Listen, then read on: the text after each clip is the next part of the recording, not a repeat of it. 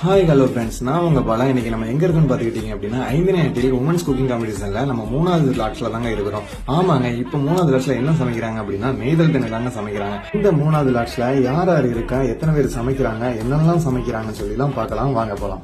நம்ம ஆல்ரெடி சொன்ன மாதிரி 5 வந்து இன்னைக்கு நெய்தல் திணை தாங்க சமைக்கிறாங்க. நெய்தல்னாலே உங்களுக்கு தெரிஞ்சிருக்கும், நீண்டுறதாங்க.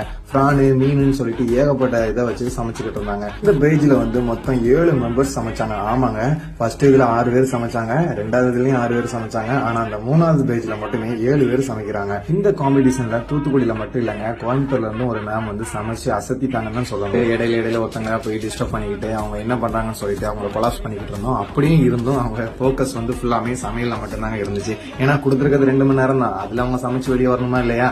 சோ சூப்பராகவே சமைச்சு பிரசன்ட் பண்ணிட்டாங்க. இப்போ வந்து 3வது பேஜ் முடிஞ்சுங்க. அடுத்து ஒரு 4வது பேஜ்ல சந்திக்கலாம். அதுக்கப்புறம் நம்ம ஃபைனல்ஸ் போலாம். Tata, bye bye.